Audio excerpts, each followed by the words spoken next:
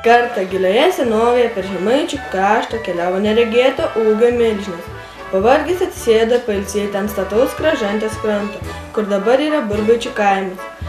Čia milžinas nusevęs didžiulę lyg koks laivas klumpę ir išpylęs prisėmusią žemės, iš tos žemės pasidariusi kalva, vėliau Piliuku pavadinta.